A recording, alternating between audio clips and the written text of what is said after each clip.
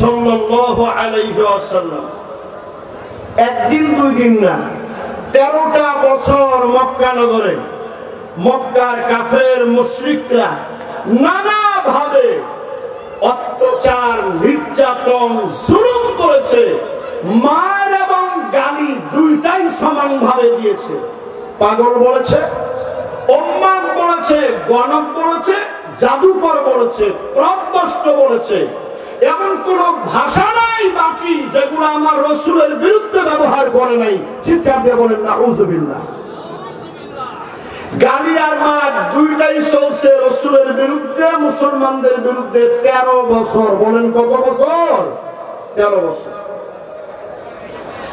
আমার ভাইরা, গালি আর মার দ্বারা 13 বছর আমার নবীকে দিলেন। এই মানুষগুলো যখন মক্কা বিজয়ের দিন সামনে আসলেন, আল্লাহর নবী বিজয়ের সেনাপতি হিসাবে মক্কা নগরে প্রবেশ করলেন। মক্কা নগরে প্রবেশ করে বলে দিলেন মক্কার মানুষেরা, সাহাবায়ে কেরামদেরকে বললেন, সাহাবীরা, ওরা আমাদেরকে 13 বছর মেরেছে, ওরা আমাদের 13 বছর গালিগালাজ করেছে, ওরা আমাদের হত্যা করেছে, ওরা আমাদের 3 বছর শিয়াবে আবি তালিবে জেলখানায় আবদ্ধ রেখেছিল। আমি বিশ্বনবী বলে দিচ্ছি, সাহাবীরা, খবরদার কেউ প্রতিশোধ নিতে পারবা না, কারো গায়ে আঘাত করবা না, নারীদের গায়ে আঘাত করবা না, শিশুদের গায়ে আঘাত করবা না, আবু সুফিয়ানের ঘরে যারা থাকবে তাদের গায়ে আঘাত করবা না, কাবার হাতিমে যারা থাকবে ওদেরকে আঘাত করবা না। আমি বিশ্ব নবী আজকে বীরের বেশে গোটা মক্কার মানুষকে মাফ করে দিলাম। লিল্লাহি তাকবীর। ক্ষমার এমন দৃষ্টান্ত পৃথিবীতে কেউ দেখাইতে পারেন নাই যা দেখিয়েছেন মুহাম্মদুর রাসূলুল্লাহ সাল্লাল্লাহু আলাইহি ওয়াসাল্লাম। ক্ষমা কাকে বলে? নবীজি মক্কা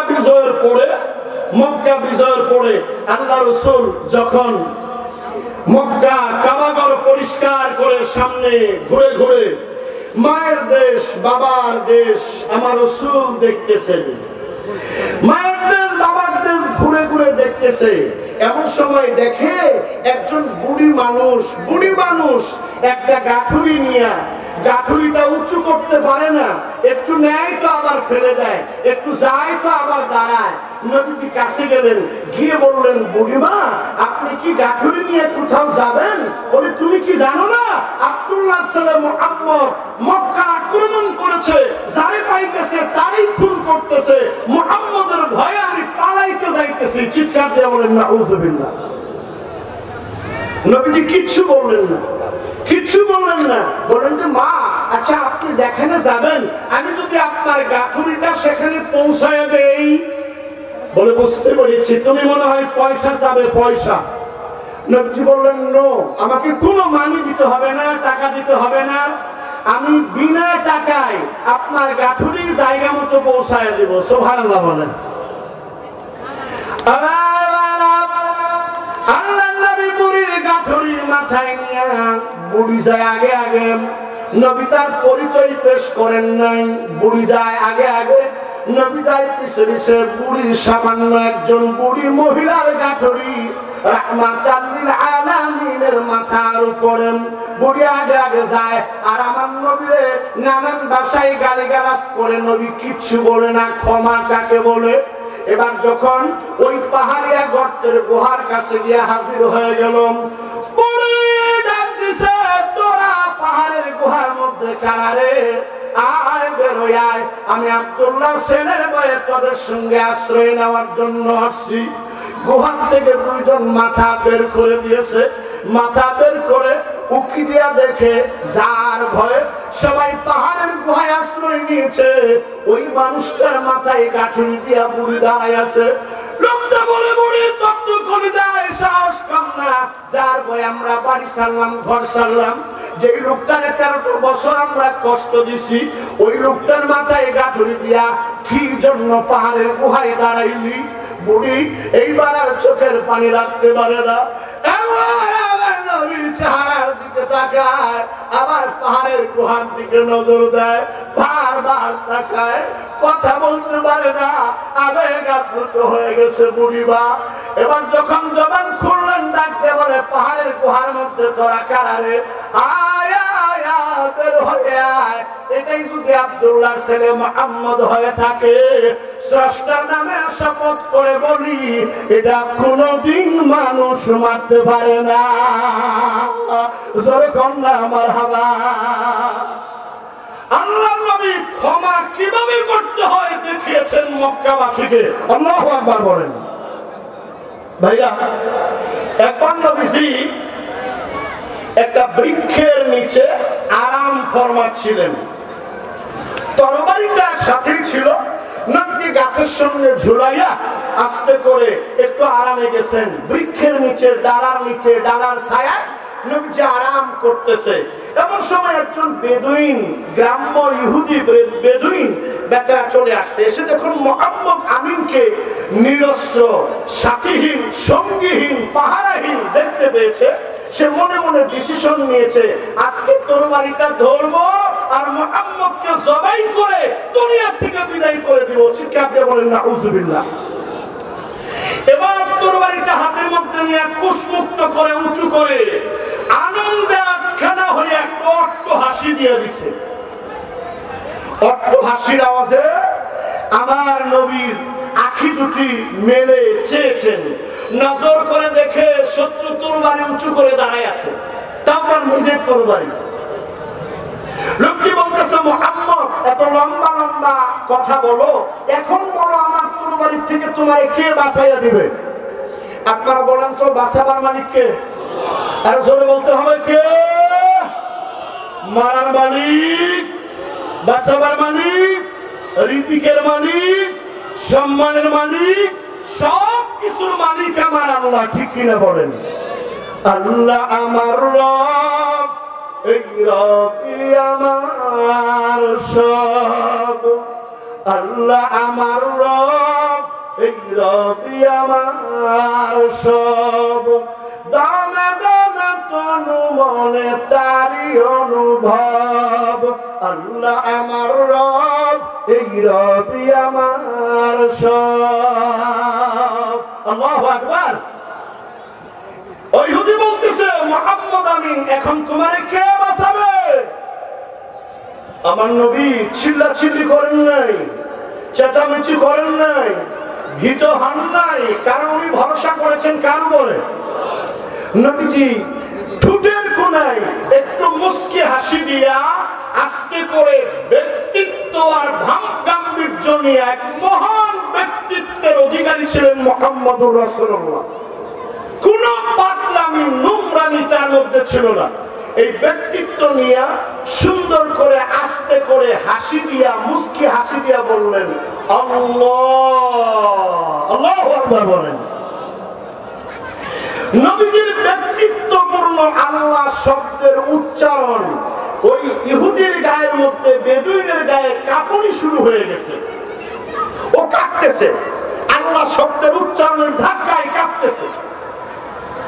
কাঁপতে কাঁপতে হাত থেকে এমনি তরবারিটা পড়ছে, নবীজি অমনি তরবারিটা ধরছে। সুবহানাল্লাহ।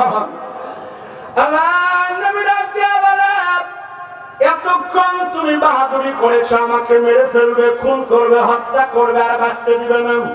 আমার আল্লাহ আমারে বাঁচায় দিছে, এবার এই তরবারি দিয়ে আমি তোমারে খুন করব, হত্যা করব, মারবো, তোমারে কে বাঁচাবে বলো?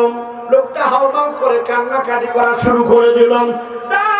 বলে, মুহাম্মদ আমার বাঁচাবার মতো কেউ নাই, কে আমার বাঁচাবে তোমার হাত থেকে?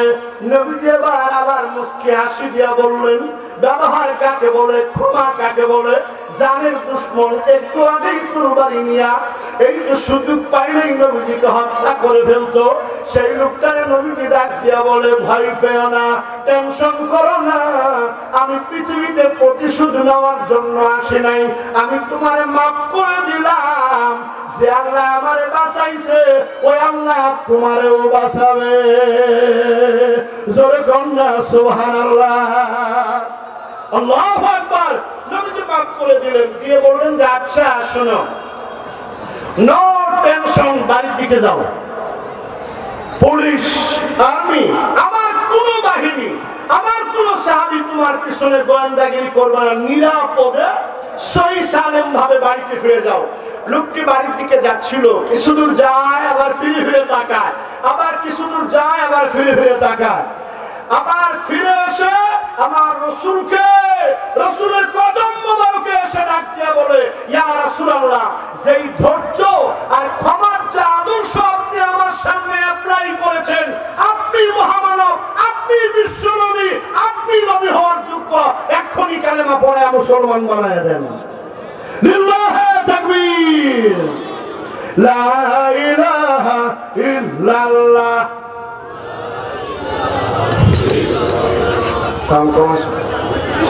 একটু আগেরটা দাও, আগেরটা দাও শোনো। লা ইলাহা ইল্লাল্লাহ, লা ইলাহা ইল্লাল্লাহ। সুন্দর করে লা ইলাহা,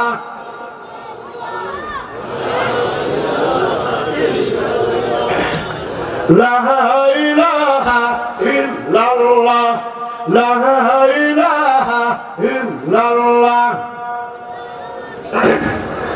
বাবা, কালেমার জিকিরটা আমরা ভালো করে করব। আকাশের নিচে জমিনের উপরে সবচাইতে দামি বাক্য হলো লা ইলাহা ইল্লাল্লাহ। এখন যদি একজন হিন্দু এসে বলে যে হুজুর আমার মুসলমান বানায় দেন, লা ইলাহা ইল্লাল্লাহু মুহাম্মাদুর রাসূলুল্লাহ, আমার রাসূল বলে গেছেন, আল্লাহ পাক এই কালেমা পড়ার সঙ্গে সঙ্গে তার গোটা জীবনের গুনাহগুলো মাফ করে দেবেন। এত পাওয়ারফুল কালেমা লা ইলাহা ইল্লাল্লাহ। আকাশের নিচে জমিনের উপরে সবচাইতে বিপ্লবাত্মক, রিভলিউশন সৃষ্টিকারী, সবচাইতে বড় রাজনৈতিক বাক্য হলো লা ইলাহা ইল্লাল্লাহ। আহাম্মক আর মূর্খ জ্ঞান পাপীরা বলে ইসলামের রাজনীতি নাই, ইসলামের রাজনীতির বাক্য দিয়েই মুসলমান হওয়া লাগে। লা ইলাহা ইল্লাল্লাহ, আল্লাহ ছাড়া কাউকে মানি না, কারো আইন মানি না, বিধান মানি না। আল্লাহু আকবার বলেন। কাজেই কালেমার জিকিরটা আমরা সুন্দর করে লা ইলাহা ইল্লাল্লাহ,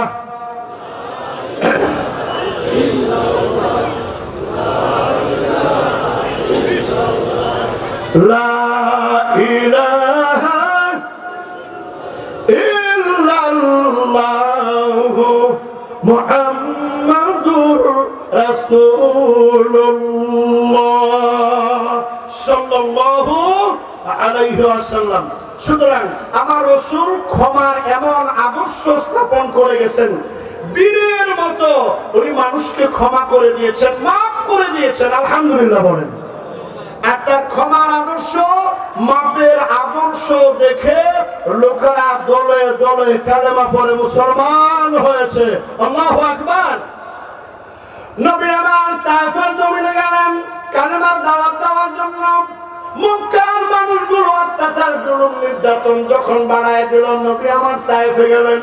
তায়েফের মানুষগুলোর কাছে দাঁড়ে দাঁড়ে ঘুরে ঘুরে বললেন, ইয়া আইয়ুহান নাস কুলু লা ইলাহা ইল্লাল্লাহু তুফলিহুন। নবীজি বললেন, ও বিশ্বের মানব মণ্ডলী, তোমরা বলো লা ইলাহা ইল্লাল্লাহ, দুনিয়ার জীবনেও সফল হবে, পরকালেও তোমরা জান্নাতের মেহমান হয়ে যাবে। সবার কাছে ঘুরে ঘুরে কালেমার দাওয়াত পেশ করলেন, কিন্তু তায়েফের মানুষগুলো কালেমার দাওয়াত গ্রহণ করলই না।